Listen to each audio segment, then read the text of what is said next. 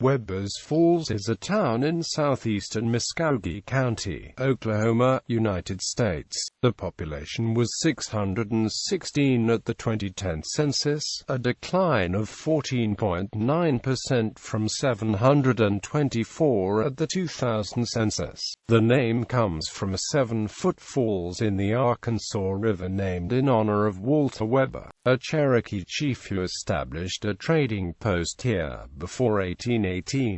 He was a leader among the Western Cherokee, also called Old Settlers. Quote, "They had a treaty with the United States government by 1828, which helped settle some conflicts with the Osage people, who had been forced to give up land to the Cherokee. In the late 1830s and 1840, the massive thousands of Cherokee from the southeast were forcibly moved into Indian Territory as a result of the U.S. policy of Indian removal." History. Weber had settled here with some of the first Cherokee to go to Indian Territory west of the Mississippi River. It was then considered part of Arkansas Territory. He opened a trading post under portage service, as well as building a house. Of mixed-race Cherokee European descent, Weber was married to a full-blood Cherokee. They had adopted many American ways and outfitted the house in European-American style. When English-speaking visitors came, one of their African-American slaves and domestic servants would translate. Weber also built a salt works, leasing the land for the latter from the Cherokee government, which held it communally as a tribe. In the early years when Weber was in the territory, there was considerable conflict with the Osage people, who were forced by the United States government to give up some of the territory to the Cherokee, in a treaty of 1828. Weber was among the early leaders of the Cherokee in this area, one of the representatives when meeting with U.S. agents and going to Washington,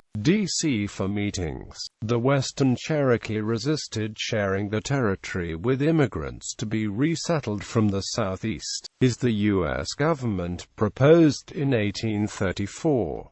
They finally agreed that year, in exchange for an increased amount of land and annuities. In the late 1830s and 1840, the massive thousands of Cherokee from the southeast were forcibly moved into Indian Territory as a result of the U.S. policy of Indian removal. Rich Joe Van, among the thousands of Cherokee emigrants forced from Georgia during Indian removal, settled nearby and established a plantation, where he worked some of his more than 200 slaves brought with him. At his direction, slaves built a house here that was a replica of his former antebellum mansion in Georgia. This area was within the reservation of the Cherokee Nation. A post office opened at Webbers Falls in 1856. 1842 Slave Revolt. On November 15, 1842, more than 25 slaves revolted in the largest action and escape in Cherokee Territory, mostly from Van's and his father's plantations. The slaves locked masters and overseers in houses and cabins, stole guns and ammunition, horses and mules, food, and other supplies, then started traveling south. The goal was to reach Mexico, where they knew slavery had been abolished. They picked up about 10 slaves in Creek Territory along the way, and later freed a family of 8 slaves from 2 slave catchers, killing the latter. After the first pursuers returned for reinforcements, the Cherokee National Council ordered about 100 men of the Cherokee militia, under Captain John Drew, to apprehend the fugitives. The militia caught up with the fleeing slaves north of the Red River on November 28. The militia returned the fugitives to Tahlequah on December 8. 5 were executed for having killed 2 slave catchers they encountered to free a fugitive slave family from the Choctaw Reservation. Van put his surviving slaves to work as laborers and coal stokers on his steamboats. Civil War. Cherokee Confederate General Stand.The established a headquarters at Webbers Falls during the Civil War. In 1863, Union troops tried to capture Wattie, but failed. Before leaving, they burned the town, including Van's antebellum home. 20th century construction in 1970 of the Webbers Falls Lock and Dam created the Robert S. Kerr Reservoir, part of the McClellan-Kerr Arkansas River navigation system. It has boosted the local economy by attracting outdoor enthusiasts for recreation opportunities. The town population increased 57% between 1980 and 2000, from 461 to 726. However, the population declined significantly by 2010. The I-40 bridge disaster happened on May 26, 2002. A barge collided with the bridge support near Webbers Falls, causing a 580-foot section of the I-40 bridge to plunge into the Robert S. Kerr Reservoir on the Arkansas River. Automobiles and semi-trucks fell into the water, killing 14 people and 2 horses. The bridge was repaired within 2 months, and reopened to traffic on July 29, 2002. Geography. Webbers Falls is located at 35.5100 degrees north, 95.14667 degrees west, 35.5100 minus 95.14667. According to the United States Census Bureau, the town has a total area of 3.9 square miles, of which 3.9 square miles is land and 0.26% is water. Demographics. As of the census of 2000, there were 726 people, 288 households, and 209 families residing in the town. The population density was 186.6 people per square mile.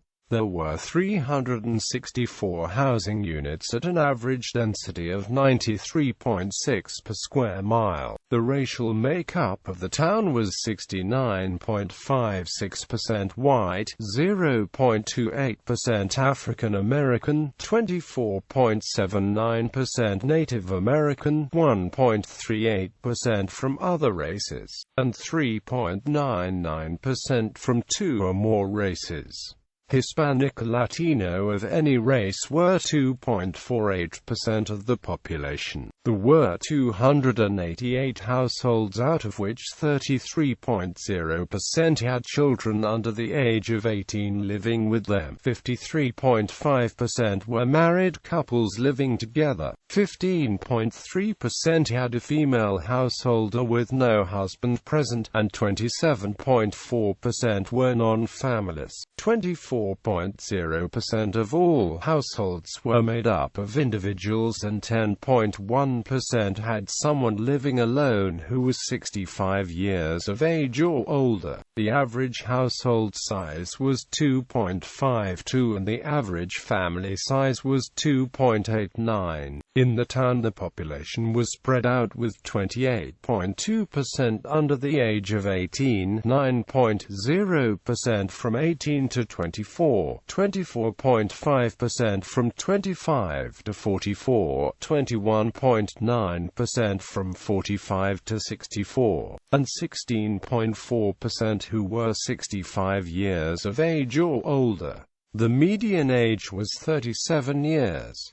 For every 100 females there were 86.6 males. For every 100 females age 18 and over, there were 86.1 males. The median income for a household in the town was $19,300, and the median income for a family was $22,955.